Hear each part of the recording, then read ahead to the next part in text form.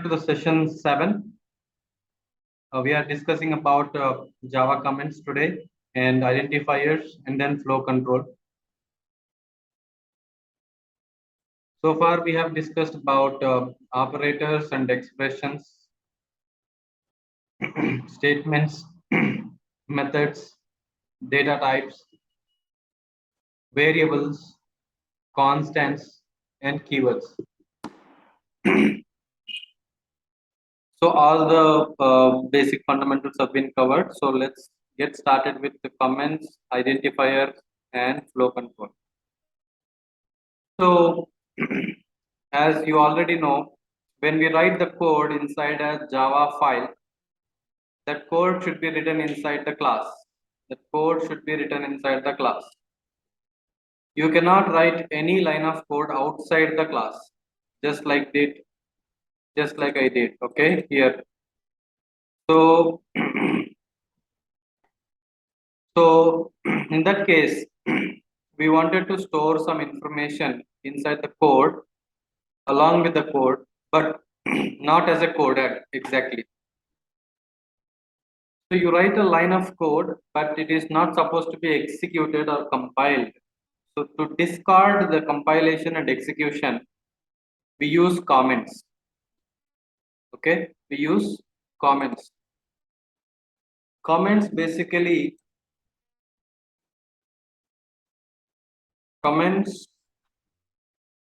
are basically the Java fundamental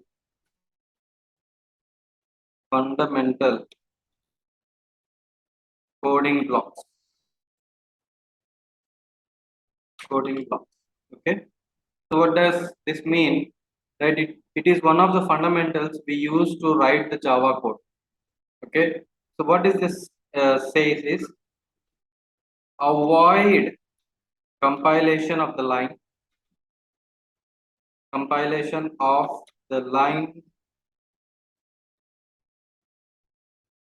or group of lines.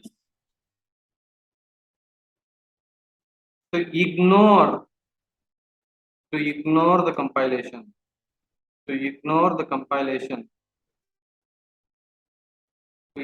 compilation and execution of that line. Compilation and execution of that line. Execution of that line.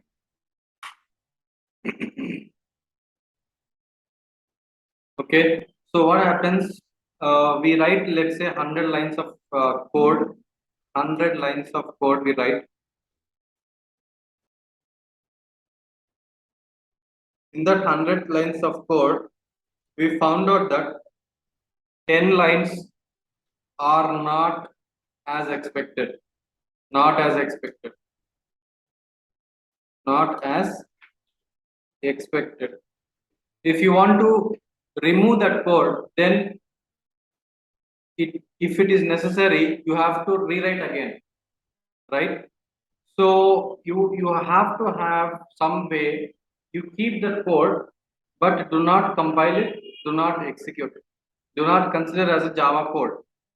So when you want to define it line of code as not Java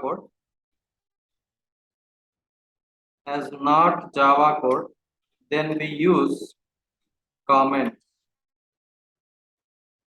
So there are 3 types of comments in Java programming. First one is single line comment.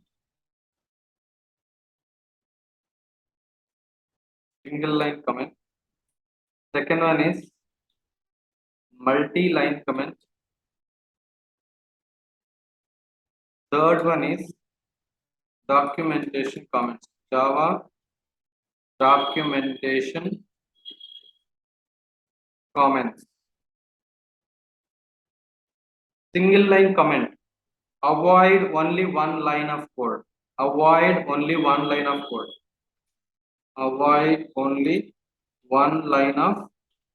code. We need to use forward slash 2 // single line comment, single line comment.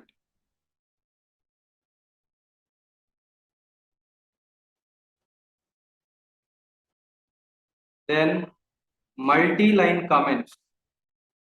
When you want to write ABC, XYZ, when you want to write multiple lines in as a comment, you can see there is a difference here, right? This is in green color and this is in black. So Notepad identifies the comments and shows changes its color. So when you run to comment multiple lines, you need to use multi-line comment. You need to use multi-line comment. You need to use multi-line comment. So there's another one which is documentation comments. You can see this is a darker green color or green color with the mix as blue color, right? So this is a documentation. So when you want to mention something like author, who is author? Author. Let's say I am Siva, so let me write my name, Siva Prakash, @email. Okay. So here I can write my email. m14@gmail.com. Okay. So I can write author like this. I can write @ like this. I can write date. So today's date is August 2nd, right? 2nd August 2022. 2nd August 2022. So this is documentation comments. This is documentation comment. So to understand more, comments are used as a place to describe why the program is and who is writing the program, because of what reason you are writing this code. What is the reason you are writing this code? So it is comments are helpful. Comments are helpful. Comments are helpful for writing additional information. Additional information about the program, such as what are we doing? What are we writing?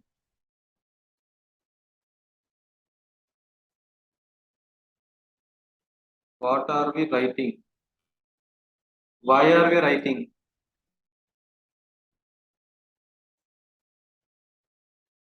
When we are writing?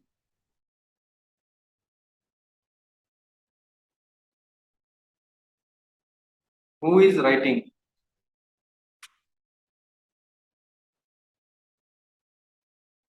When it is modified? When and why code is modified?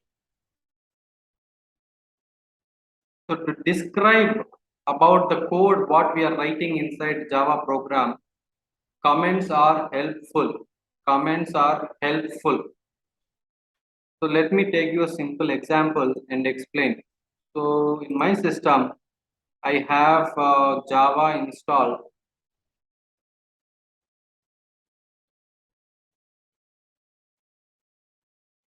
You see there is some zip file called src. This contains all the Java code. Once you unzip, you will be able to find many things like this. Java.lang. We have used a string class, right? Let me open up a string class and show you. You see, this is documentation or comments. So who is this owner of this particular thing? Oracle. Oracle. So when they have started writing this in 2020, they got the rights, copyrights. Then you can see this is a documentation comments, Java documentation comments. Here they are writing normal text along with HTML code, along with HTML code. You see, then Java code is also written. Java code also is written. So author C. So to refer, since from when onwards this is added. So this is a value for storing character storage. Cache the hash code for the string. So you can see there is a difference between some part of code, this code and this code. So this is documentation comments, this is single line comments, this is multi-line comments. The first one we have seen, this is multi-line comments, right? So all the different types of configurations, comments we use in Java programming,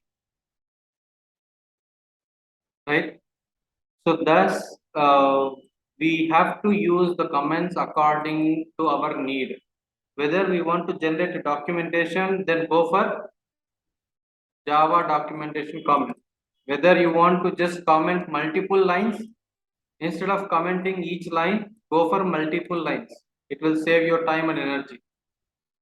If you just want to avoid one line or two lines of execution, then go for single line comments.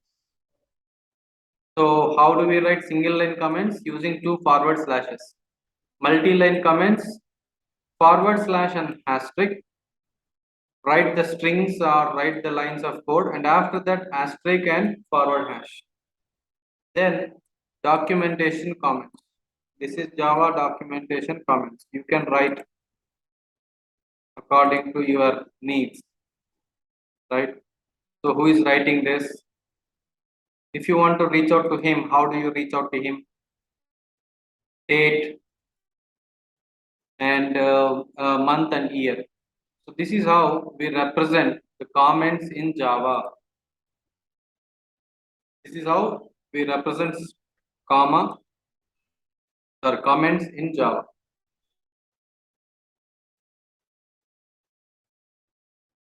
So we have discussed about the comments. That is all about the comments. Okay. Then let us discuss about identifiers. Identifiers. This is going to be very interesting. Identifier. So what is an identifier? Can anybody tell me what is an identifier?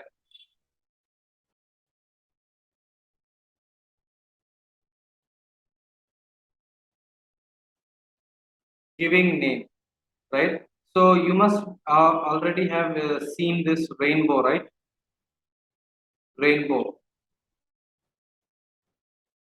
So when you see this rainbow, it actually have 7 colors in the rainbow. I don't ask me what are the different colors in rainbow. So rainbow has 7 colors. So how do you differentiate each of them? With the name. You are using name as an identifying a particular color type, right? In the same way, identifier is used to identify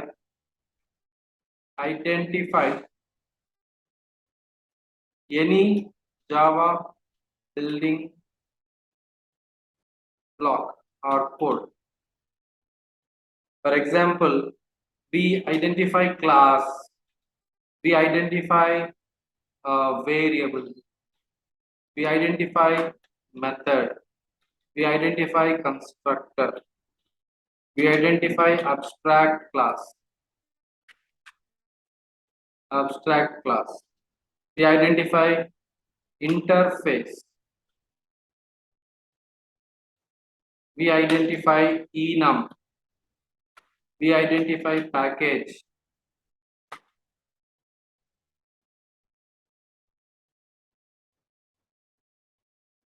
So these are the various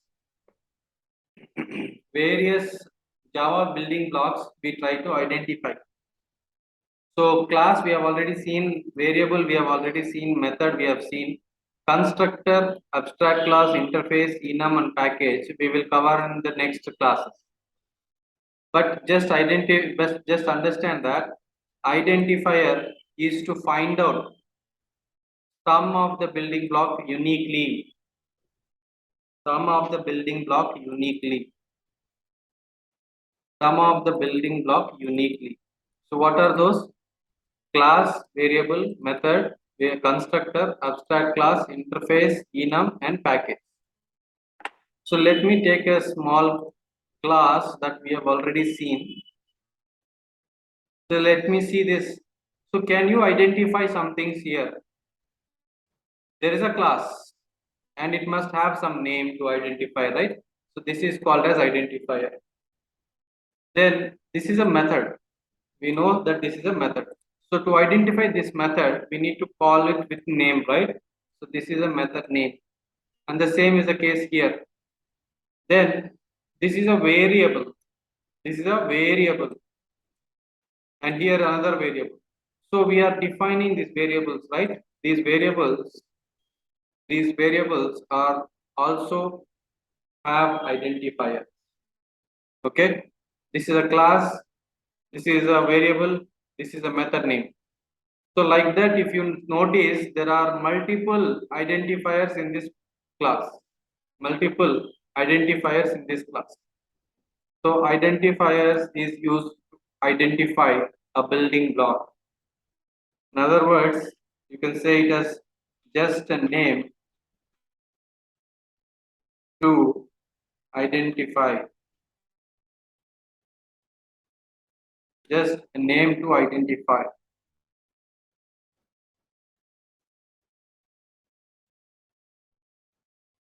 So in that case, let's see a simple hello world program and find out how many number of identifiers are there in this class hello. Public, static, void, main, string, args, system dot out dot println hello world. Can you guys tell me what are all the identifiers here?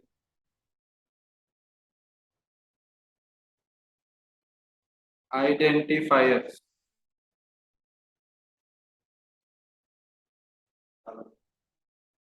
Hello. Okay. Hello, name, One person says hello. Why? It's a name of a class. Name of a class. Next. Anybody Name. online? main,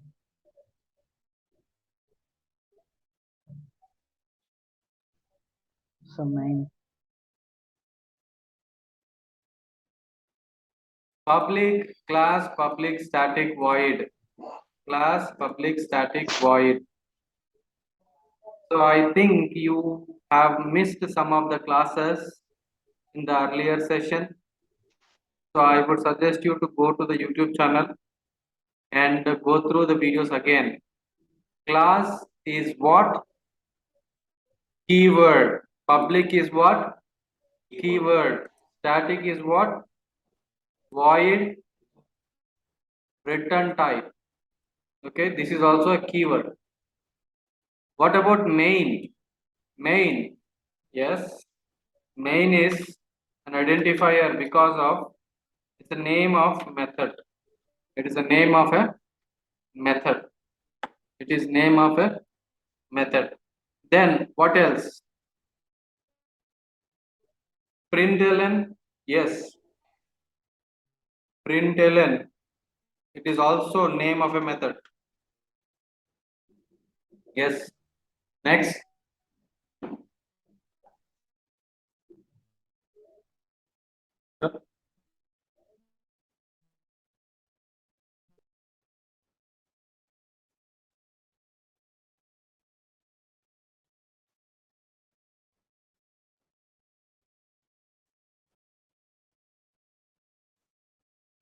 So in this program, there are 3 classes. Can anybody tell me what are the different classes in the program? Hello, string, system. So there are 3 classes. Every class is having a name, unique name. So there are 3 identifiers. Okay, 3 identifiers of a class. That's string, another one system. Hello, string, system. Hello, string, system. Then main, it's a name of a method. And println, that is also name of a method. So let me write inside. So it's a name of a method. Then variable, name of a variable. What are the name of a variables inside this program? Args, out, args and out. So out is a variable, args is a variable. So args and out are name of variable. Name of variable.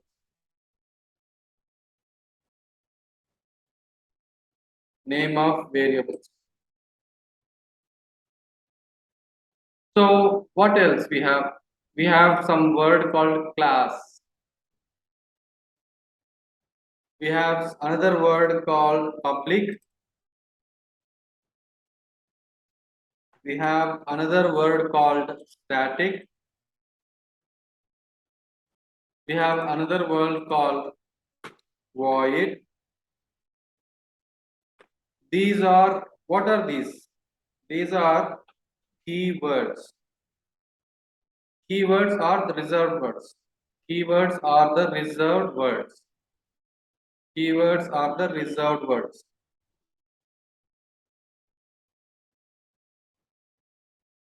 Keywords are reserved words.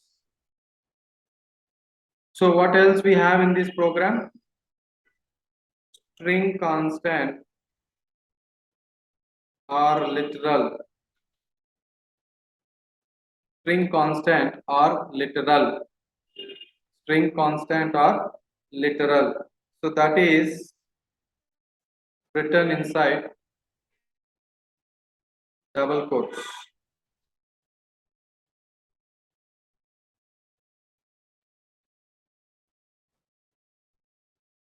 So are you clear about each word inside this hello world program? Class is a keyword. This is name of a class. So we are calling it as hello. You can write anything else. So public, static, void. So these are keywords. Main is the name of a method. String, name of a class. Args, name of a variable. System, name of a class. Out, name of a variable. Println, name of a variable. Double quotes, inside double quotes, hello world. It is a string constant. It is a string constant. So this is all about a simple hello world program. A simple hello world program. So let me just see, somebody has pinged. Yeah, Sheikh. So what is your confusion here? Can you tell me what are the keywords? Do you remember anything about keywords?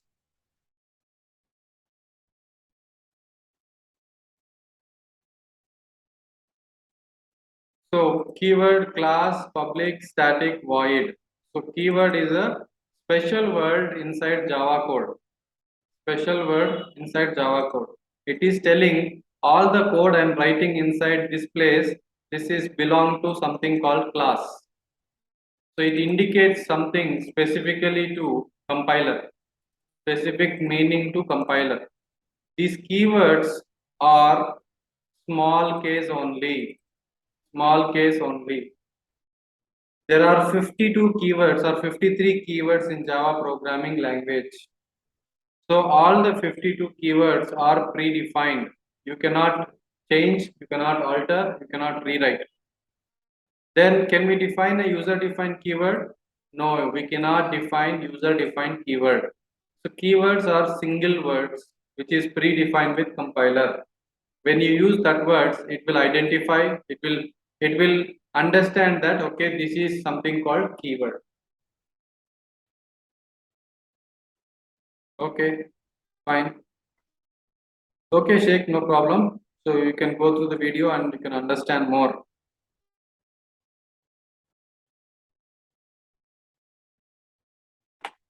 All right, then let's move on.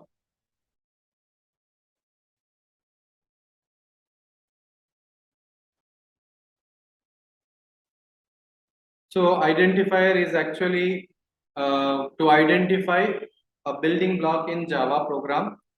So here there are multiple Java building blocks: class, variable, method, abstract class, interface, enum, and package. Then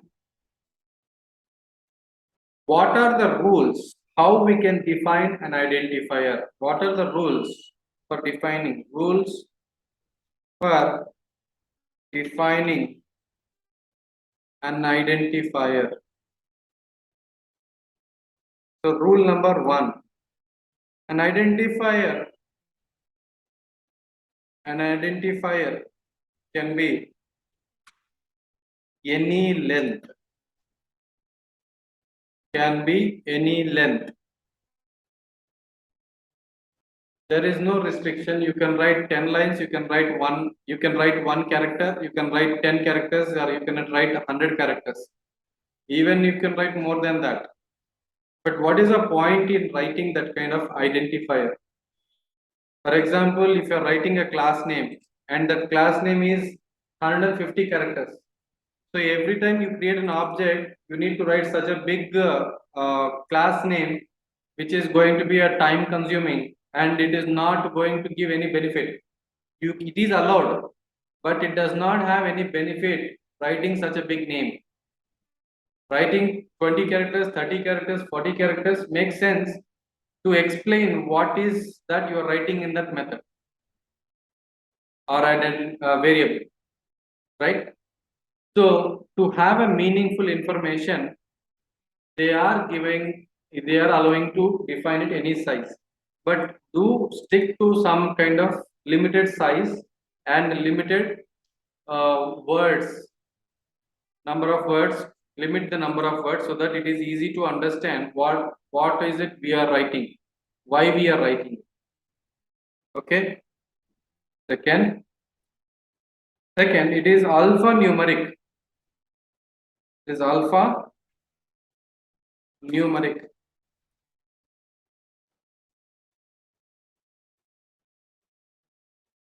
What is meant by alphanumeric?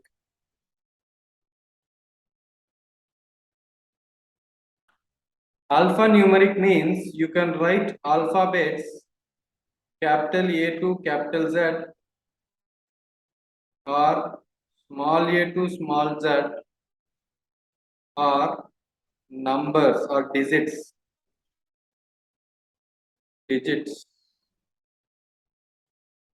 You can write capital A to capital Z or small a to small z or digits.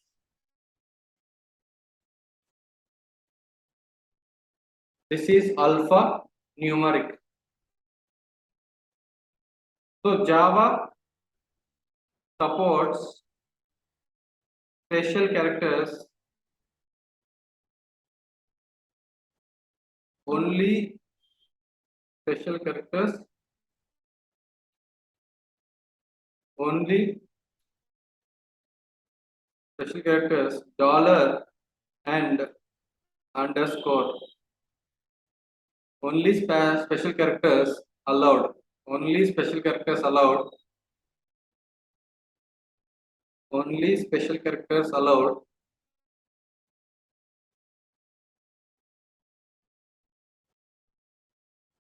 Dollar and underscore. What about other? No other characters, special characters are allowed. Special characters are allowed. No other special characters are allowed.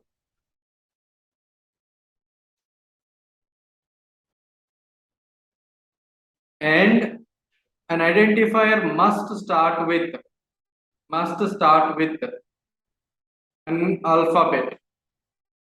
Must start with an alphabet. So what does that mean? Cannot start with digit. It cannot start with digit.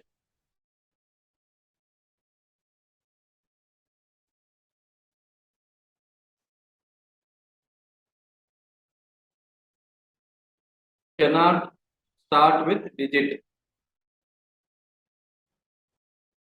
So you can write more than one words, but no spaces are allowed. No spaces are allowed. So you can write more than write more than one word, but without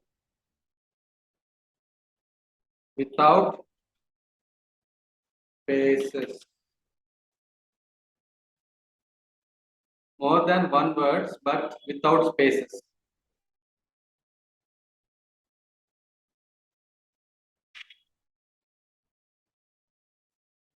You cannot define keywords as identifiers. Can't use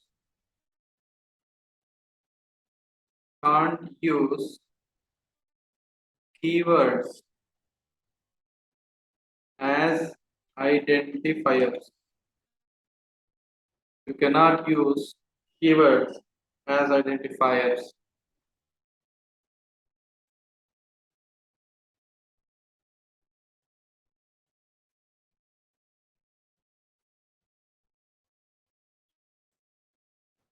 You cannot use keywords as identifiers. Can we duplicate? Identifiers must be unique.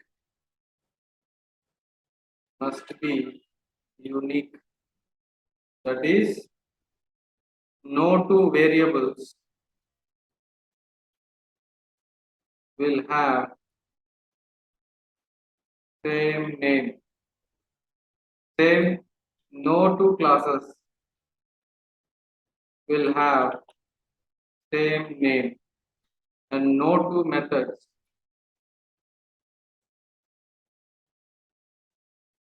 will have same name. Okay, so there is another concept. Do not worry about the concept, method overriding, method overloading. For now, let us not bother about it. So let us just understand as simplest way. No two methods can have same name.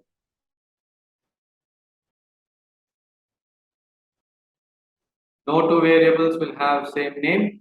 No two classes will have same name, and no two methods will have same name.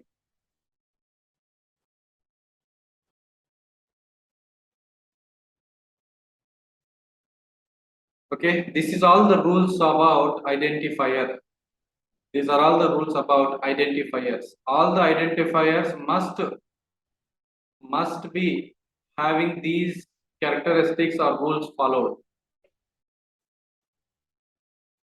Okay, one should follow all these rules while defining an identifier. It cannot start with digit. It has to start with alphabet. If not, dollar and underscore. Dollar or underscore. No other special symbols or characters are allowed. It is alphanumeric. It allows alphabets and as well as numerics. Then it can be of any size. It can be of any size. So it can have more than one words in identifier, but it should not have any spaces. It cannot allow any spaces. Then keywords also cannot be used as identifiers. Keywords cannot be used as identifiers. Then identifiers must be unique. Two variables should not have same name. Two classes will not have same name. Two methods will not have same name. Okay, so these are the rules of identifiers. Is it breaking for everybody? Is my voice breaking for everybody? No, sir, it's clear. Is it not clear? It is clear, sir. Hello? Can anybody respond?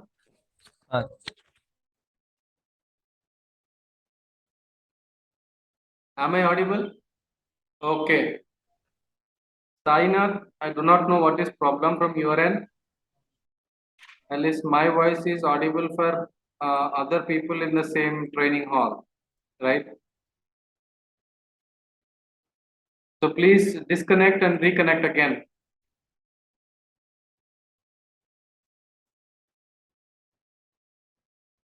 Okay, so we have discussed about the comments, we have discussed about the identifiers. So now let's move on to further topic. Let's move on to the further topic, which is flow control. Flow control.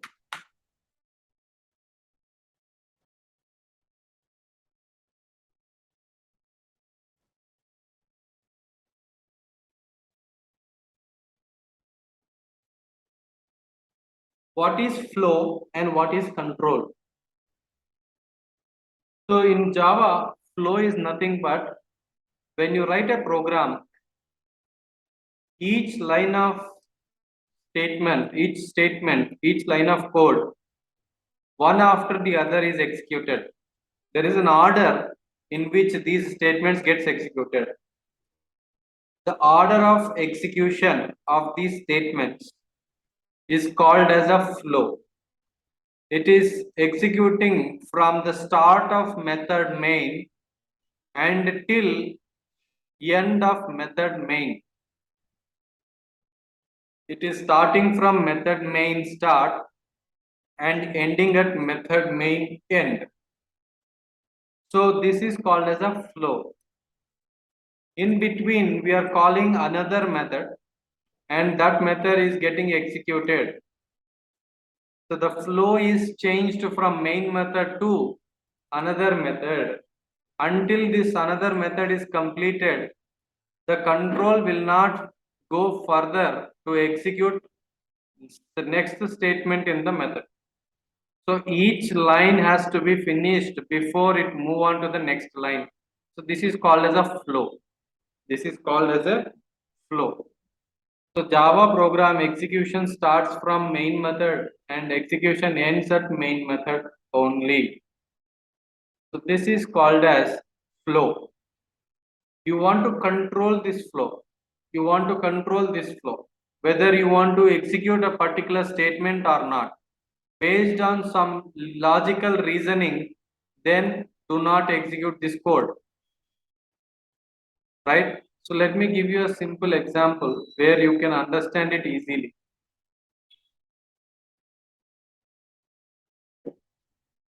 So when you go to a bank, you have a bank account there. You have a bank account and each bank account will have a balance amount, right? So balance amount. So you want to withdraw, if you want to withdraw money,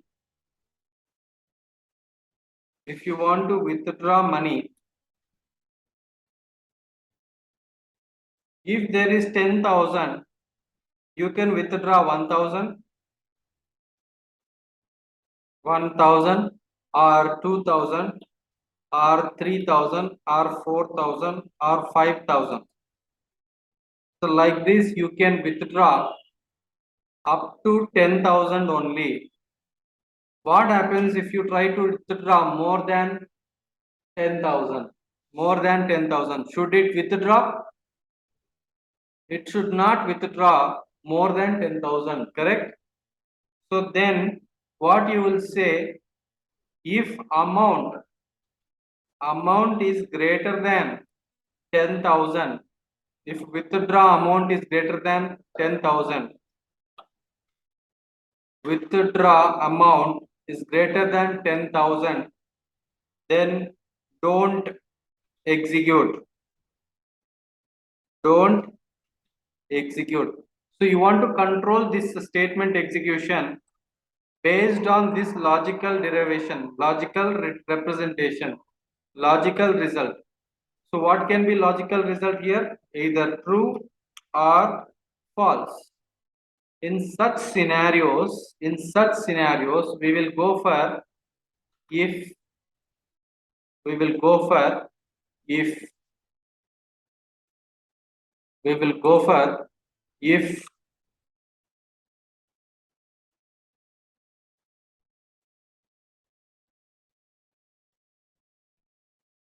we will go for if. So if is a flow control to decide whether you want to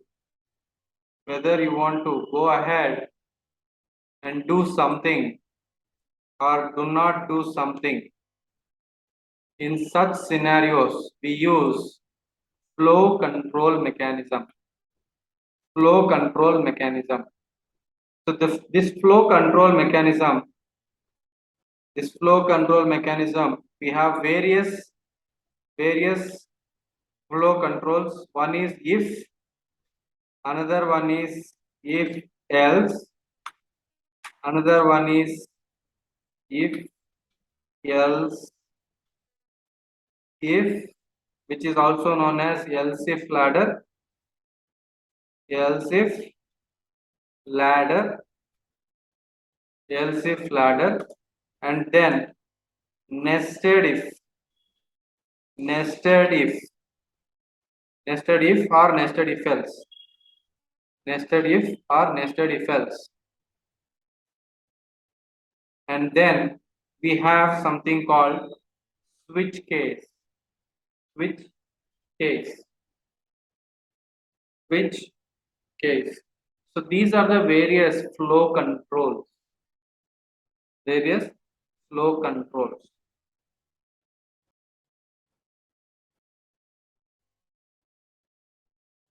And another type of flow control is looping. Another type of flow control is looping. So we have multiple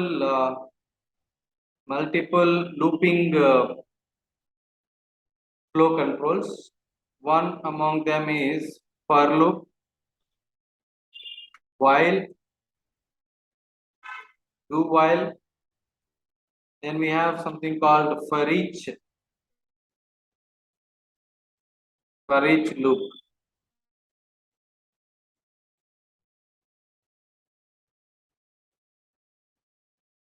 For, while, do while, for each loop.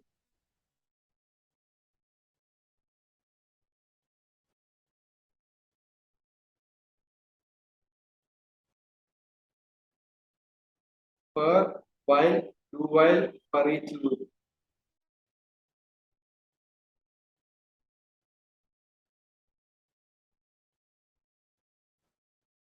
So let us understand about each of the flow control. First one starting with if. So if is like syntax for if. Syntax for if flow control. Right? You need to write if, then statement. Here is the statement. And inside this condition, and after that statement. So if this condition result true, then the statement will get executed. If the condition returns false, if the condition results false, statement is not going to be executed. If condition result true, then statement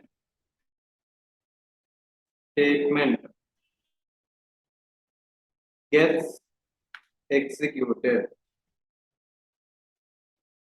Avoid execution of statement if the condition results false.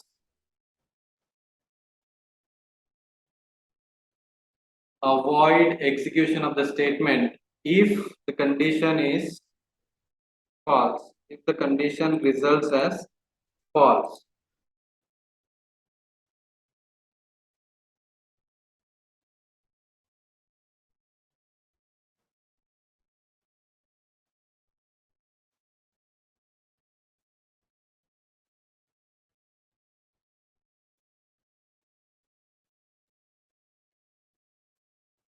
So the same if condition you can write in another way.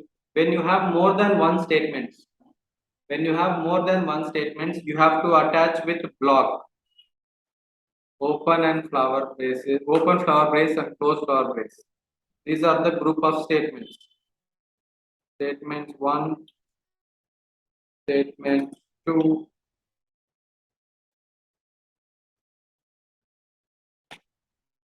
like this you can write number of statements.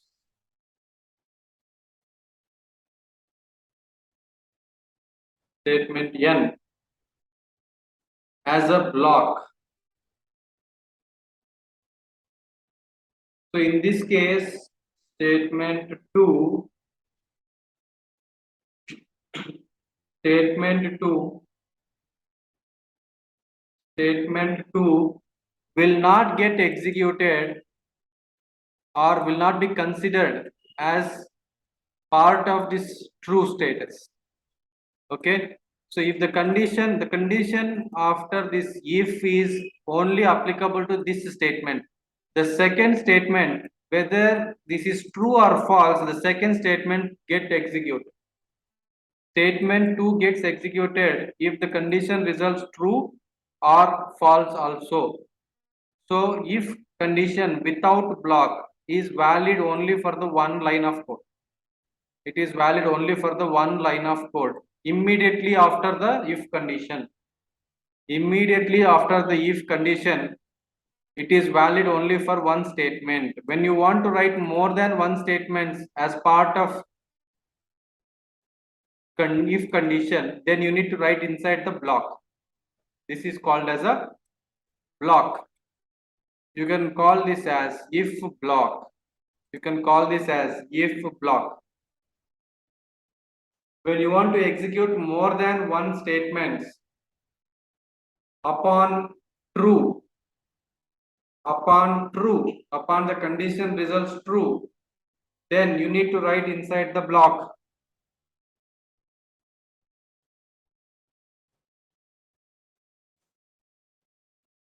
So what happens if you write statement 1,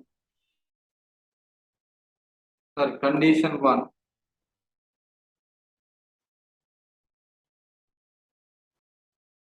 condition, and inside that statement 1,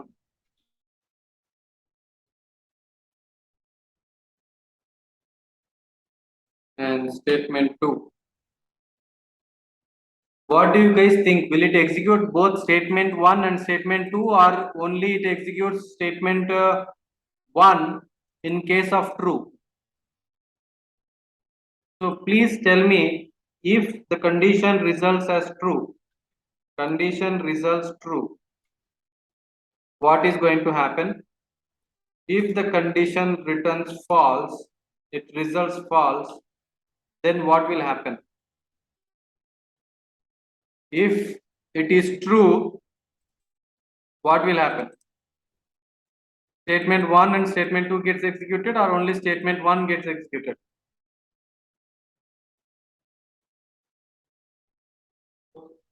If it is false,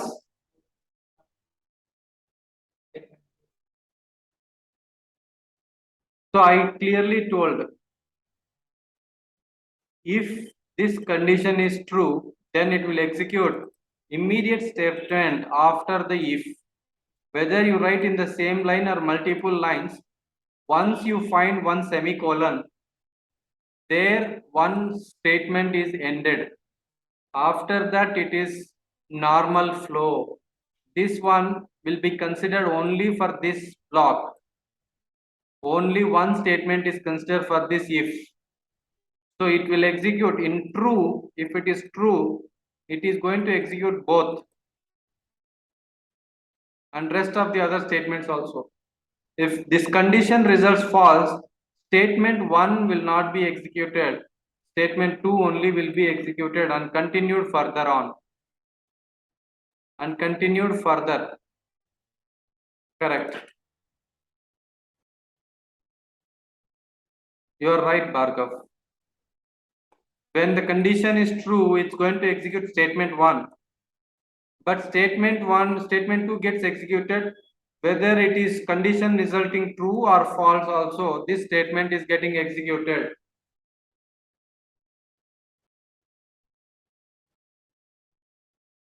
So when you write like this, it's mandatory that each line should be getting executed. Each line inside this if block should get executed.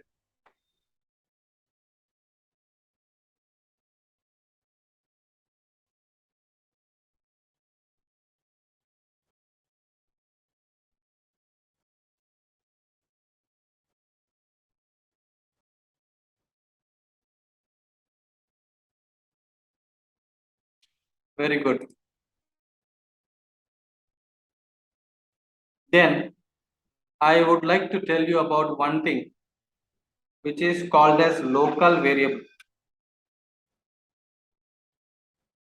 Local variable. What is variable? We already know variable is a data container which will store some data. So this variable, when you declare it inside the block, that is called as local variable. So there are different blocks. For example, method, if, then just plain block.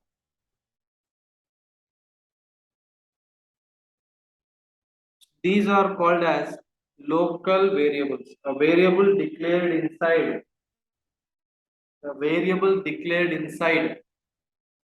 a block is called as local variable. A variable declared inside the method is called as local variable. A variable declared inside a plain block is also known as local variable. A variable declared inside the plain block is also known as local variable. Local variable.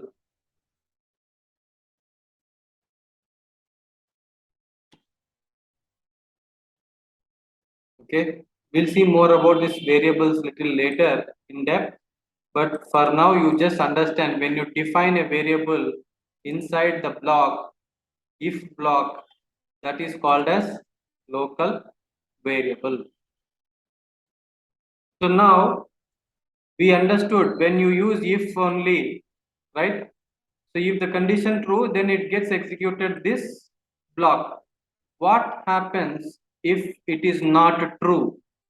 This code will be skipped. This code will be skipped. It will not get executed. And it will continue after the line, after this end of this block, whatever is the next statement that gets executed, So if this condition is true, then it is going to execute this. Then you might face, if not this case, then only execute this case, right? So in order to do such things, we use something called if else. If it is true, do this. If it is false, do this. Like this kind of control you want to do. If condition, syntax for if else. Syntax for if else. Syntax for if else. If condition. If it is true, then execute this. This is called as then. This is called as then. If it is true, then execute statement 1, statement 2, statement 1, statement 2. So there's no word called then, but it is a synonym or the understanding, logical understanding of it. If the condition is true, then execute this. If the condition results false, execute else block. Execute else block. Statement 3 and statement 4. If the condition returns true, if the condition results true, then it has to execute this block of code. If the condition returns false, results false, else should be executed and if should be discarded. Then block if block should be discarded. If the condition is false, this to be avoided and execute this one. In such scenarios, we use else. What is the difference between if and else? If and if else? If means only true, then execute. If else is when it is true, execute this. When it is false, do this. In those scenarios, we use if else control. If else control.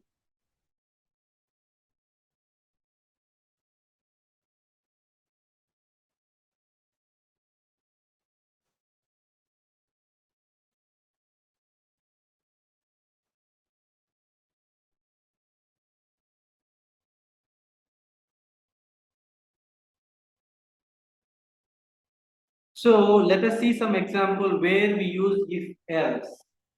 So if at all you are traveling to one point, let's say Hyderabad to Bangalore. Hyderabad to Bangalore. If you are traveling from Hyderabad to Bangalore, then you need to book a ticket.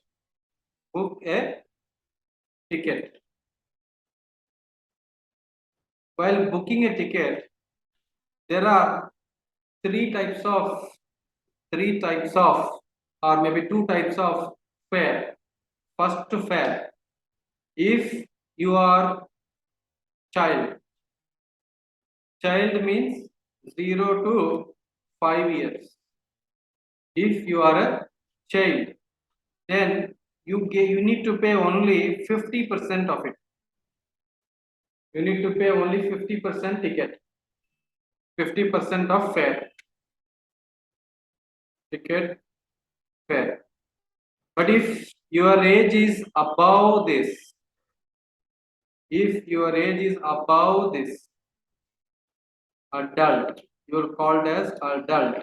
Maybe somebody says 0 to 8 years is a child. That depends on the norms from the state to state, country to country differently. But above 5 years, above 5 years, then you need to pay 100% as your fare, 100% of ticket fare.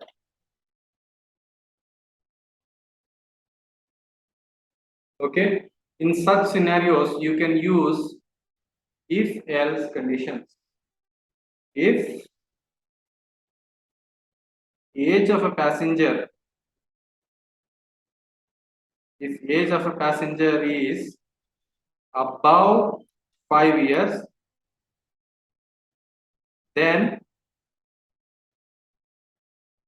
100% fair. So fair equal to fair. There is no change. Fair equal to fair.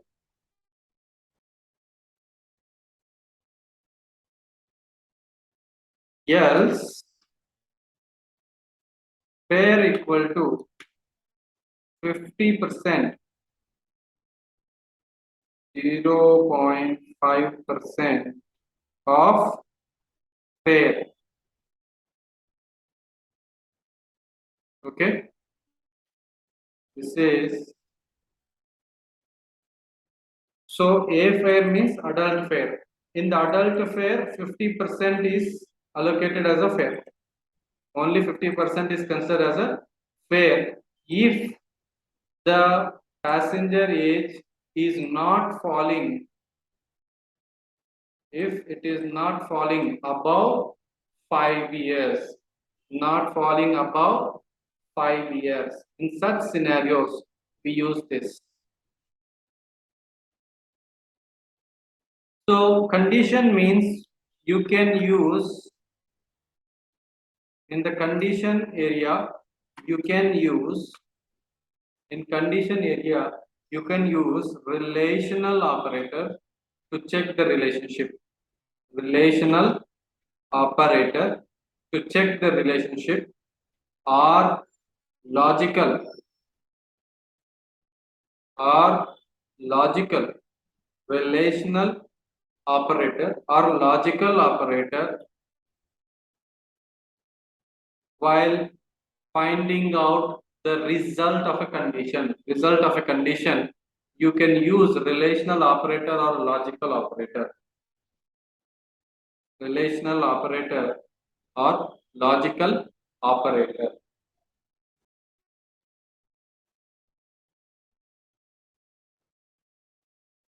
So in, for example, I'll take a simple thing. So there is a party going on which you are not allowed, as a single. If you come as a single, you are not allowed to the party. If you are single, visit to the party is not allowed. Is not allowed. If you come with double, I mean, if you come with partner, you are allowed to the party. If you come with single, either you stand here or go back home or do anything, does not matter. You are allowed only to the party if you are in partner. Right? If you are coming with partner, then only you are allowed. Otherwise, you are not allowed. You are ignored. Or you will say, we can say it is blocked completely. You are not allowed inside. That's it. So this kind of scenarios, we can use only if. Okay. So then, if you don't have, if you have, let's say voting. So when you are doing some kind of elections, right? So if you come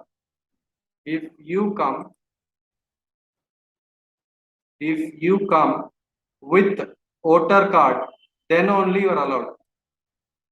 If you are coming with voter card, you are allowed. If you don't have voter card, what you'll say? Go and get your voter card, right? If you don't have voter card, you have to tell something. If you don't have it, tell something. Convey some message.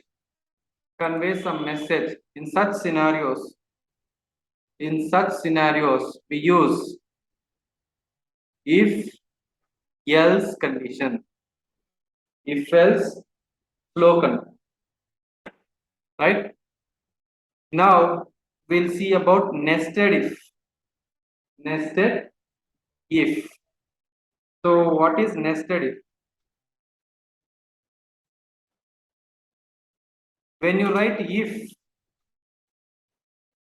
and you write a block, or if else. So either if block or else block or only if block. Inside this, if you write one more condition check, one more condition check,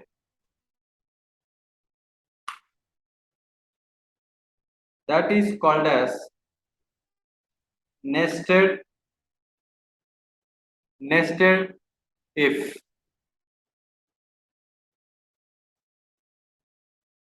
Nested if. You can write only if, or you can write nested if else. This is if else. Here we are writing only if inside if. Here we are writing if and else inside the if block. Here we are writing only if block inside the else block.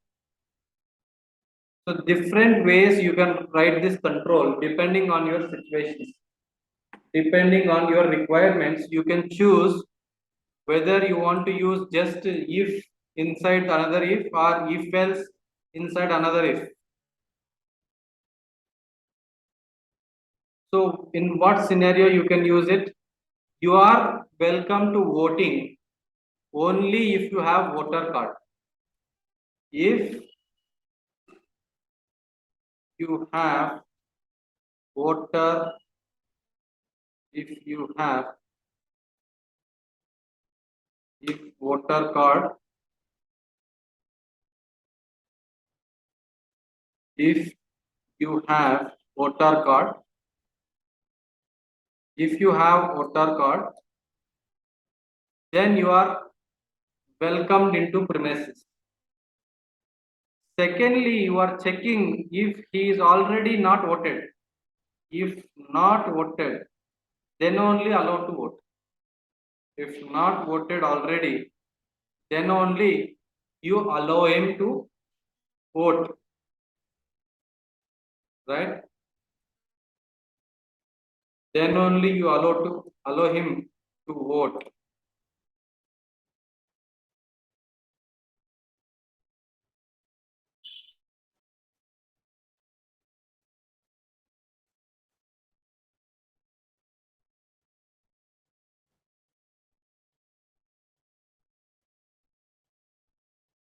So, being a person, you are supposed to have eligibility above 18, then you are supposed to get the voter card. Okay, you are welcome only if you have voter card.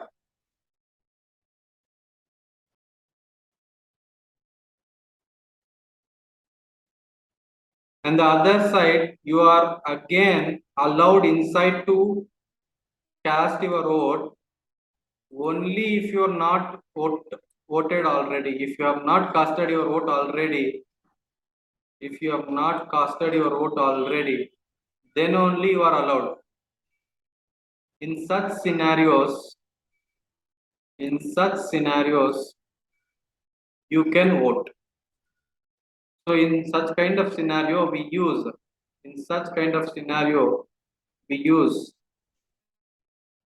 if else, nested if else. This is the purpose of using nested if else. Another scenario, I think we have seen yesterday when we were seeing this. It's not. So when a student is declared as failed, or third class, or second class, or first with distinction, first student should be attending the class, attending the exam. Only if he attends the exam, then you can see all these things. If he did not attend, What is the point of checking all this? There's no point of checking all this, right? In which way he does not have the exam attended, no marks. So in such scenarios, you might have to have double check. One is at the top level check. Decide whether you want to go inside and check. Understood this? So this is how we use nested if else. This is in these are the purposes we can use nested if or nested if else. Then comes if else ladder. If else ladder. What is if else ladder? So when you want to do multiple condition checks one after the other, if one fails, check another one. If another one fails, check another one. So just now we have discussed about this, no?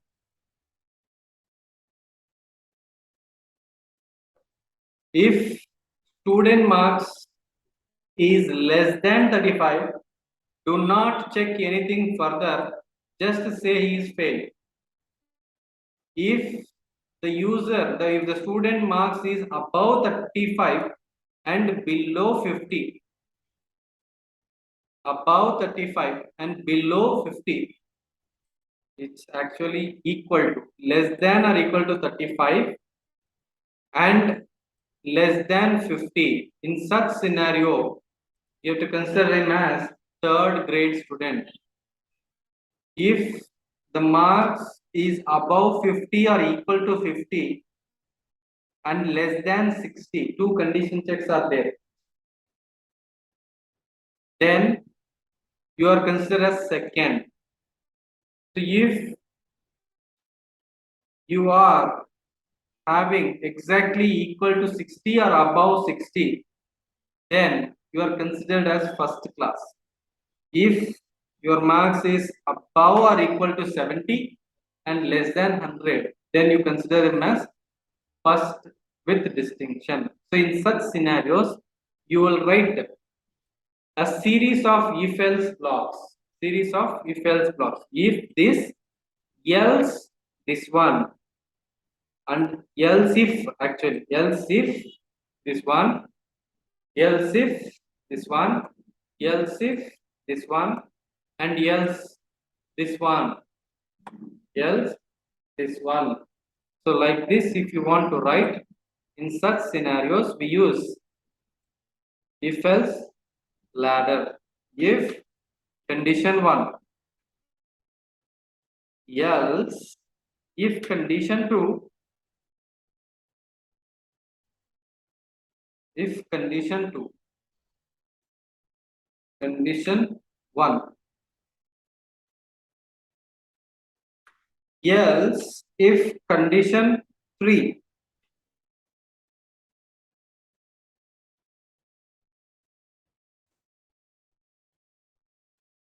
else if condition 4,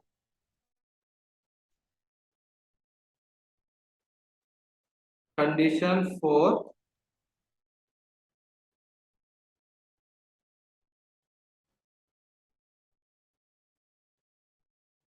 and lastly we will have one else if none of these things, then you execute this one. In such scenarios, this is called as if else ladder, or people will call it as else if ladder. Else if ladder. What do you mean by else if? First you need to write if, then only you can write else, right? So else if ladder or if else ladder, both the same. Both the same.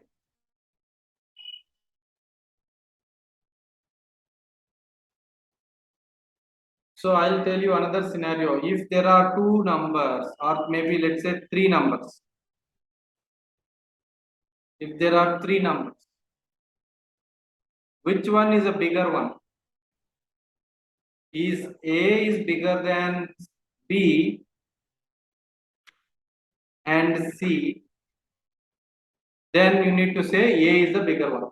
If B is bigger than A and C, then B is a bigger one. If C is bigger than A and B, then C is a bigger one.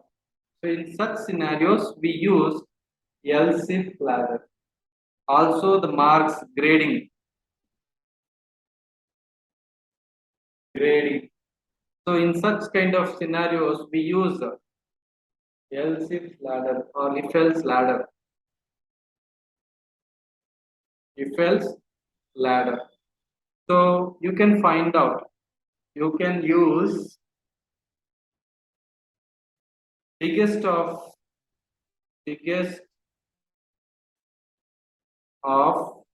three numbers,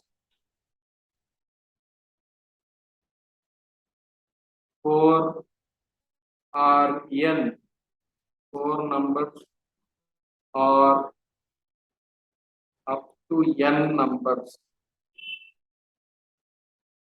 When you want to do comparison, biggest or smallest of 3 comma or 4 comma up to n.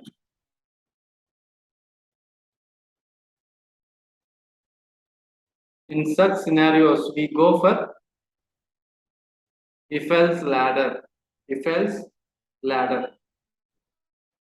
So Java people have come across why to write such kind of big lengthy if else ladder. Why to write such kind of big else big if else ladder. So let's simplify this, and they come up with a new control which is called as switch. Switch.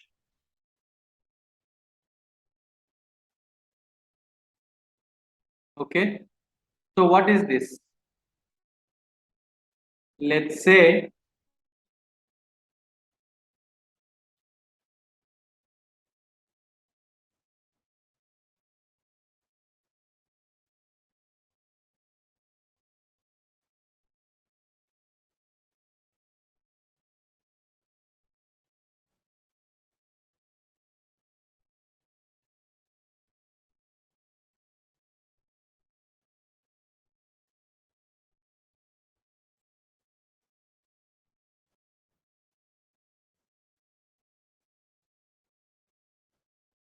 so let me show you a small example. You go to an ATM machine. Okay. You go to an ATM machine. You go to an ATM machine. Okay. When you insert your card, it will show you options. Press 1, press 1 to withdraw.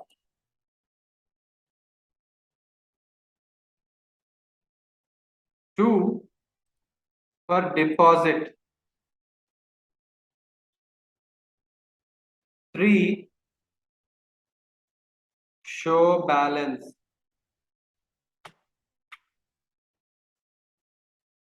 4 change pin.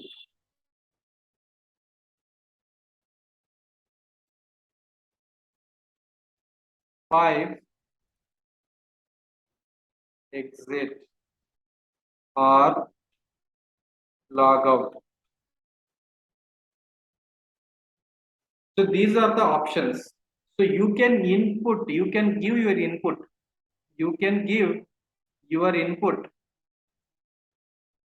You can give your input whether you want to choose which action you want to perform.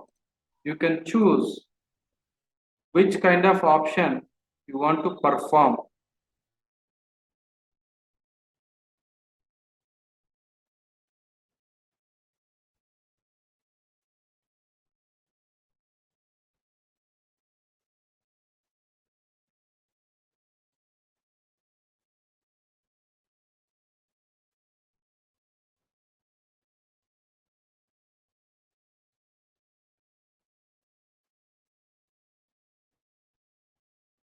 So what is this?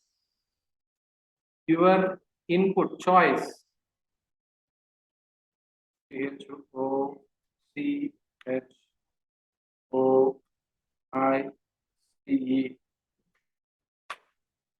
Your choice. Whatever may be your choice, according to your choice, you are going to get the expected result. You are going to get expected result, right?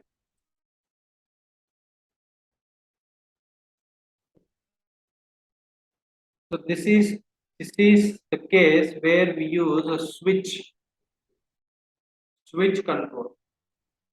So in such scenarios, we use switch control. So here we write switch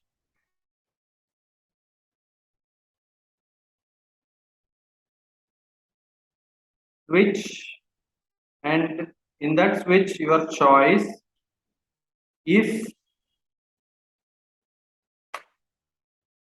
choice is equal to, let's say, 1, withdraw amount.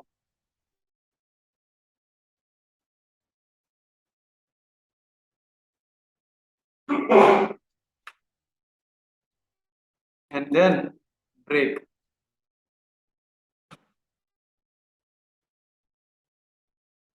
If case equal to 2, then deposit and then break again. If it is case 3, show balance and then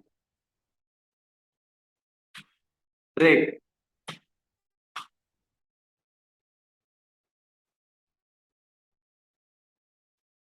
Case 4, what is the case for? Do you guys remember what is the case for?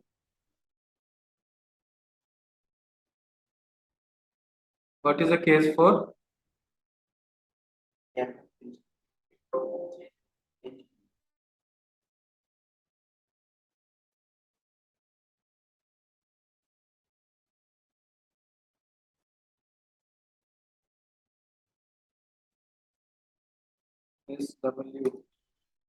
SWI is the switch of choice.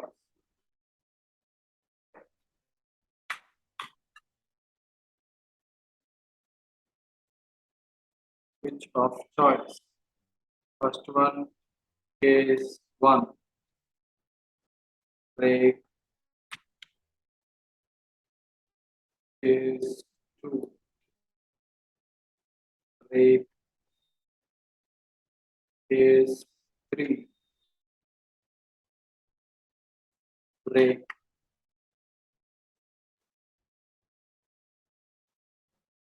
Case 4, break. Case 5, break.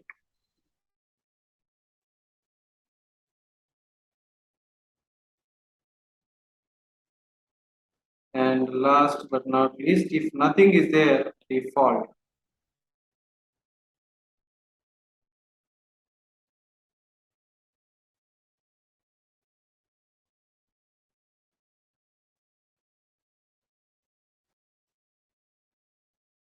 Okay. Okay, fine. So this is about the switch case. So in this first option was deposit. First option was deposit. And the second one was withdraw.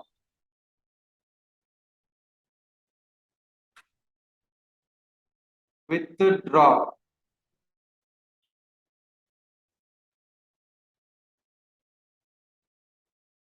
Third one was show balance.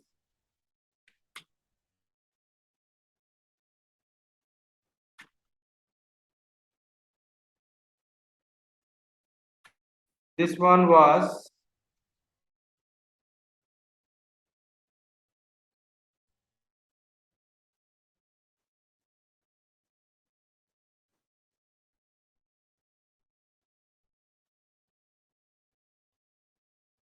so if none of them matches, then case default. Case default. Case default. Okay, I'll draw this a little later and I'll share it to you.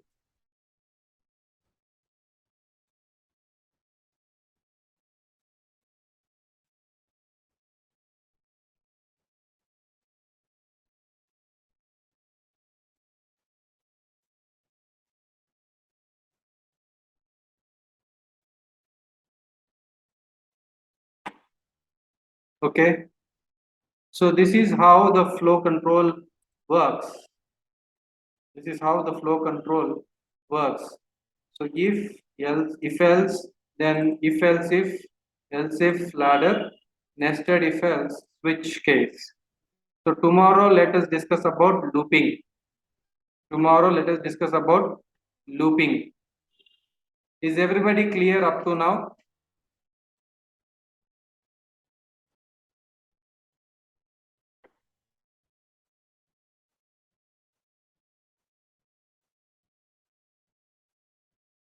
Okay, that's great. Then we'll catch up again tomorrow at 8 p.m. Okay, so I'm stopping the session today here. Okay, guys. See you tomorrow. Bye. Yes, sir. Thank you. Bye.